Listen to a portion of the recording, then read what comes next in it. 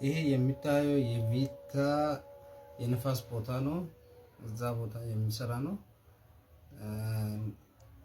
አንዳንድ ጊዜም ለኮምፕረሰርም ሊሆን ይችላል፣ ሌላ ነገርም ሊኖር ይችላል። መካኒኩ ያውቀዋል። እና እኔ የምሰራው እነዚህ ናቸው ኮሚኒዎች። ይሄ የፋብሪካ ነው።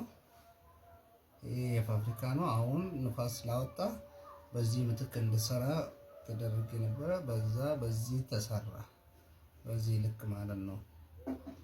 እንዲህ ተሰርቶ በጀርባ እንዲህ ነው። ይሄ አሚር ስለነካው ነው። በዚህኛው እንዲህ ናቸው።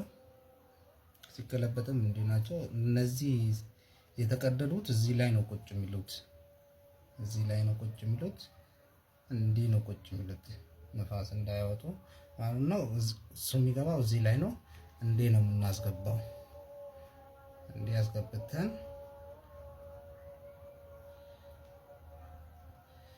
እንዲህ ይገባል። ይሄ እንደቀበቶ ነገር ነው። በሁለቱም ቁጭ አርግቶ ይዞ የሚቀመጥ ነው። እንዲህ ነው ቁጭ የሚለው እና ከዛም በኋላ እንዲህ መጥቶ ቁጭ ይላል። ንፋስ እንዳያወጣ እዚህ ቦታ ላይ እንዲህ ቁጭ ይላል። ቁጭ ካደረግነው በኋላ ቦታው ላይ ጠርዝ አለው። ጠርዙ ክፍት ቦታ እዛ ራሱን ስላለው እዛ እንዲህ አርግተን እናስገባዋለን። አሁን ዳይሬክትሊ ይገባልን።